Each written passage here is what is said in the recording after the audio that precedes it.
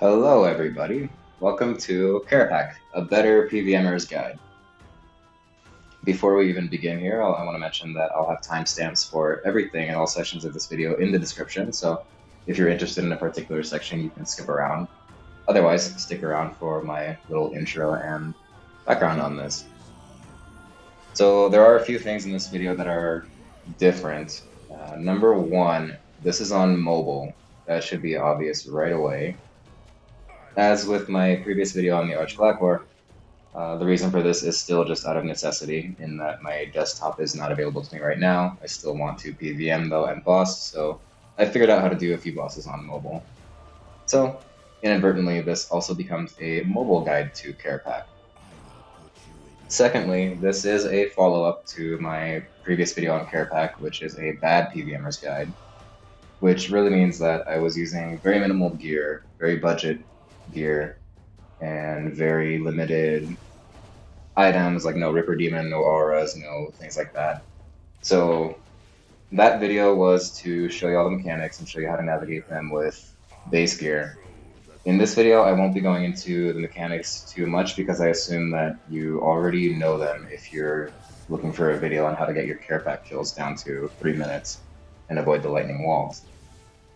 So the point of this video is to just introduce a few things that I use, inventory items, equipment, abilities, etc., that helped me get my Kerapac kills down to 3 minutes. And the reason I'll keep mentioning 3 minutes here is that that's the typical kill time that I have, plus or minus 10 seconds, where it means that I've managed to avoid the lightning walls and sped up my kills a lot. So this means that I'll also assume that you've been doing Kerapac, you've had a few kills already, you're just struggling to make them more efficient, or you're not able to skip that lightning wall mechanic yet, which wastes a lot of time and a lot of food. I have two playthroughs here that I'll show you, or two run-throughs, one with ranged, one with magic. First, I'm going to go over gear and abilities and etc. that I use for any build, and then I'll get specifically into what I use for ranged and magic. First things first, I want to start with auras. So if you're not that experienced yet, I recommend sticking to Vampirism Aura, which you definitely should be for any boss that you're not used to. However, once you're more comfortable, you should definitely switch to the Reckless or Maniacal auras, which buff your damage and accuracy and range and magic respectively. You will get a 10% increase in damage with these auras, so that's one of the biggest free or easy to get buffs that you can give yourself to reduce your kill times here. Moving along to equipment. This item is a relatively new acquisition for me, since I'm not that wealthy of a player yet and I'm just crawling up there, but Cinderbane Gloves. These, last I checked, are about 95 million. I think they hover between 90 and 100 million, and I don't think they've changed too much. These are all-style gloves, or hybrid, whichever one, that are extremely beneficial for all PVM, and I found them to be pretty important for reducing kill times here, since Kerapac is poisonable. I won't spend too much time explaining them, but essentially they apply poison damage if you're not using weapon poison already, and when you are using weapon poison, which you should be, they will increase that damage. And they increase the amount of times or the chances you have to apply weapon poison, which adds up a lot over time. So please use them if it's in your budget for really most bosses in PVM that are poisonable. Next is a higher budget item, the Scripture of When. So when I bought this, I think literally just a month ago or so, it was 100 million for the Scripture. It's up to 200 million now, or almost, last time I checked. I'm not really sure what happened there. Maybe it's the Head Oasis event for some reason, or just a lot more people are using this because it's so good. But regardless, if it's in your budget and you don't have this already, please get it. Again, for most PVM situations, it'll help you out a lot. The spark notes of it is that there's a 6.6% chance per hit splat for every time you do damage to call down a giant beam of sheer cold that does a lot of extra damage to whatever you're fighting. I had this scripture even before Cinderbanes, and I found that it sped things up quite a lot. So it does AoE damage, so if you're in any other AoE situations or where that's helpful, this will be really beneficial to you as well. The last equipment item I want to mention is the most optional, due mainly to cost And it's actually two in order of however much you can afford them if you don't have them already. And that is the Amulet of Souls, or much more perfectly, the Essence of Finality. I will mention quickly that this is also my least recommended equipment item for all builds because I had been running a Blood Amulet of Fury for a long time. I just recently made an Essence of Finality, and in my range run through here, I am actually using the Blood Amulet of Fury, and I'm still able to do pretty well. So, not necessary for getting sub 3-minute Kerapac kills if you have a lot of the other stuff I mentioned here, but of course, generally helpful for most PVM situations. The Amulet of Souls obviously increases the amount you heal from Soul Split by a lot, reduces the amount you take from deflection players, reduces the amount of damage you take from them. And of course, the Essence of Finality, if you can afford it, affords you the ability to store that special attack that you can fire off whenever you have enough adrenaline for it. So obviously that's a nice DPS increase. Moving on to general inventory suggestions for all builds. Number one, by far, that is the most accessible to you. Well, scratch that, assuming you have 96 summoning. The most accessible inventory item that'll help you the most is the Ripper Demon with scrolls. Now, as a supplement to that, I want to mention really quick, if you don't know already, please get the Spirit Cape from the Dungeoneering Rewards shop. I just very recently found out that the effect that cape has of reducing the cost of familiar ability scrolls is active even if you're not wearing the cape. I didn't buy that cape for a long time because I thought it would be pretty useless if I'm not, because that's not the cape I want to have equipped most of the time. But yes, that is an effect that works even if the cape is in your bank, so please buy that. If you don't have a Ripper Demon, your next best bet will be a Beast of Burden, although once you get released to Kerapac, you'll see that you don't consume that much food, so I guess the next available combat familiar below that, maybe Calgarian or other, I don't know, but by far the biggest impact you'll see is from a Ripper Demon with scrolls going off constantly. They are a little bit expensive, the scrolls in the pouch, but due to the value of Kerapac's drops, even the common ones, it's very well worth your while. The next item on my list is Vulnerability Bombs. Now, these are a funny one for me in that I really don't like using them. They're extremely helpful, especially for bots like Kerapac, but to me, they're one extra thing that I need to worry about every minute because that's how long the effect lasts. And for most bosses, even ones with very high HP, I don't use them because they're also 20,000 a pop, 20k, roughly. Which, depending on the boss, depending on the kind of drops you get, may or may not be that worth it, really.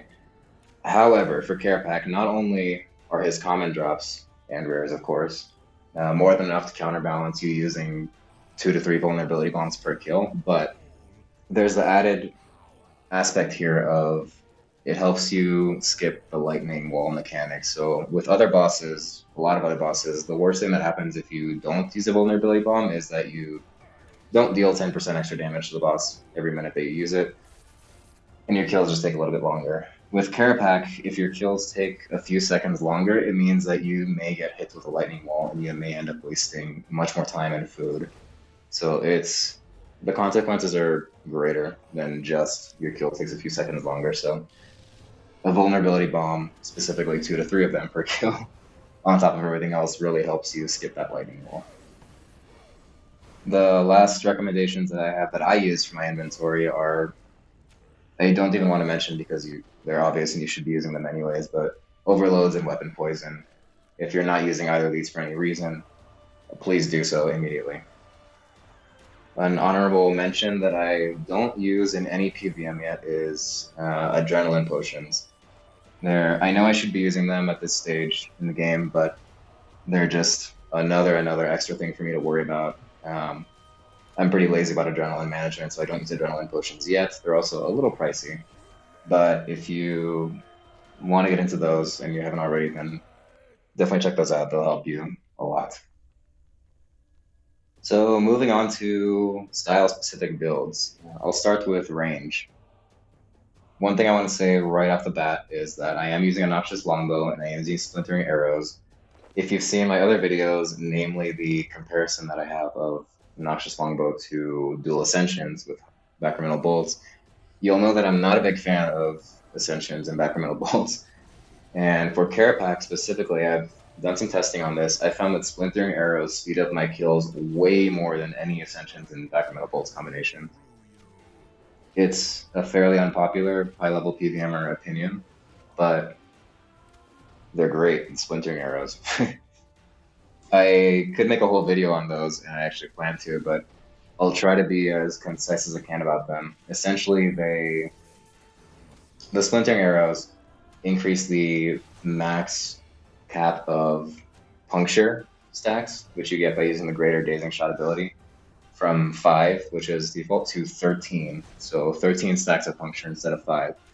And if you don't already know, for each stack of puncture, you deal additional damage kind of passively.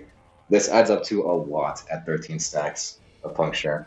And to be honest, I found the cost of using Splintering Arrows, even though they're about 2 to 3k each, way less than the cost of using Backroom Bolts. So that's it. That's my quick spiel on that. If you have dual Ascensions and Backroom and you prefer to use that, that is more than plenty for this. Otherwise, I don't have much to say on range setups. Definitely prefer Power Armor. I would recommend at least tier 80. I'm using tier 82 Elite Robin Hood.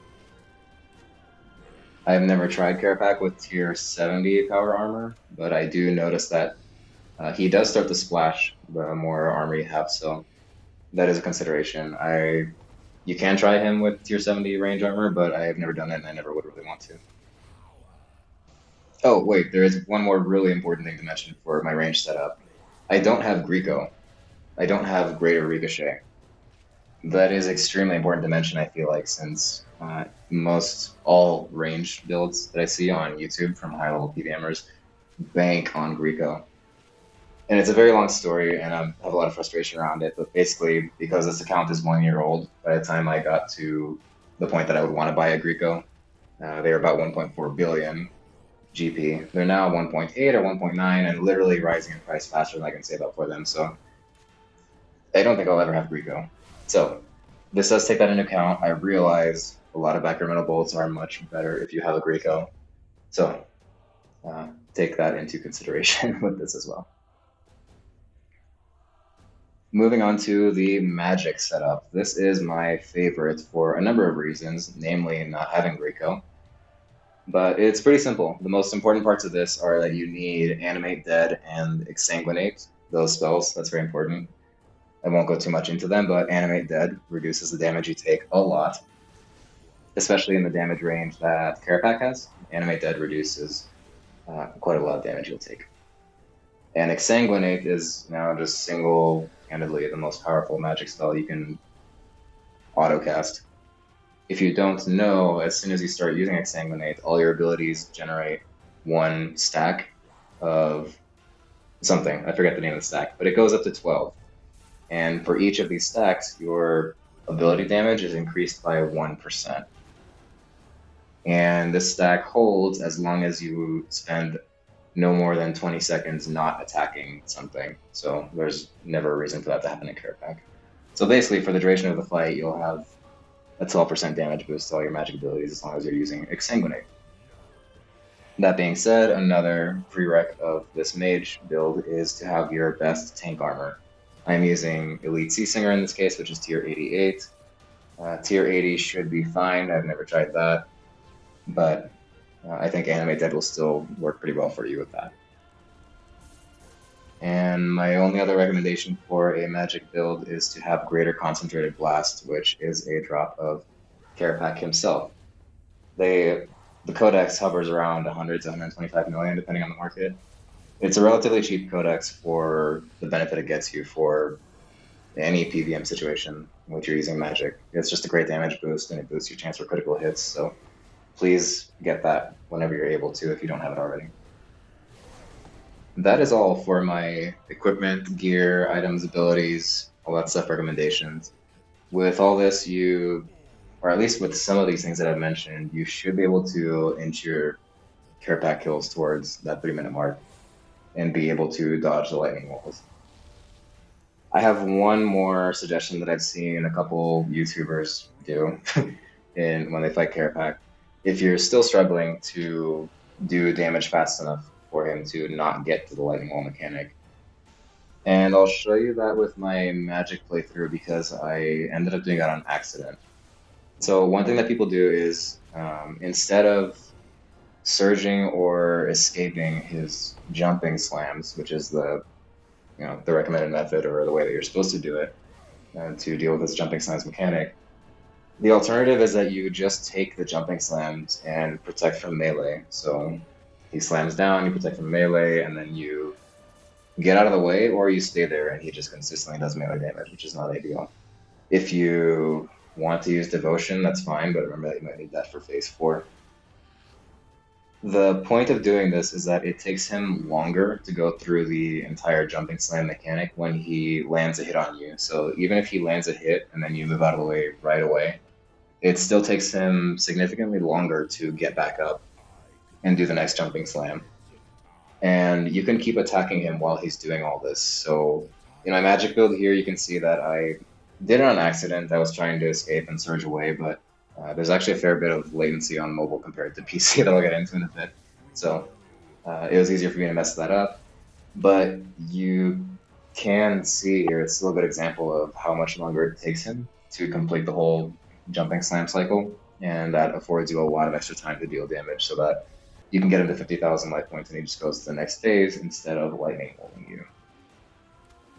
Now, since I do want this to be kind of a mobile guide as well, I'll go really quickly into the differences between mobile and desktop. So the most obvious difference is that your ability bar setup has to change completely. You now only have access to 1 ability bar's worth of little ability bubbles here. And for me at Kerapac, this is plenty. If you're a higher level PVMer and you're used to having 3 or 4 ability bars hotkeyed, this is not really going to work for you, or you're going to have to change that up a little bit.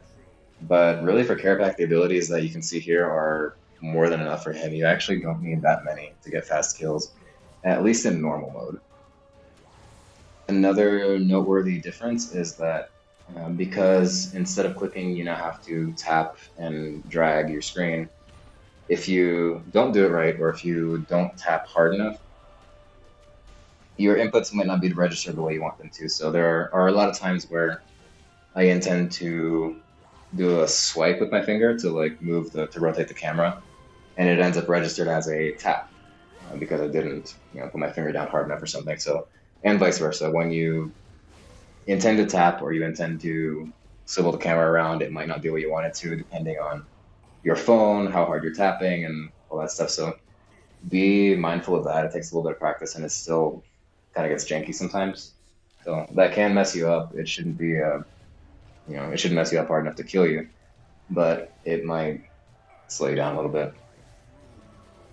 The other important thing to note about mobile versus desktop is you need to be on a server. Make sure that you're on a world where the server is located geographically close to you, because the latency is higher on mobile significantly. So it's much easier to mess up jumping slams when you're on mobile for Kerapac specifically. Again, depending on your build and all that stuff, it's not super detrimental. You can still deal with it. And if you have Protect from Melee hotkeyed, unlike me here, or sorry, not hotkeyed on your ability bubbles, then you should be able to deal with that. But just know that there is higher latency, so your responses need to be more on point than usual, especially with the jumping slam. Otherwise, really, this is not a terribly hard boss to get used to on mobile. It's surprisingly fun and surprisingly easy to get used to doing Kerapac on mobile. So if you haven't tried it already, I hope you do. And please let me know in the comments how it goes. And if you like my content and you want to see more, please subscribe and continue to like and watch everything I post. Thanks. All right, guys, with that, I'll catch you next time. Bye.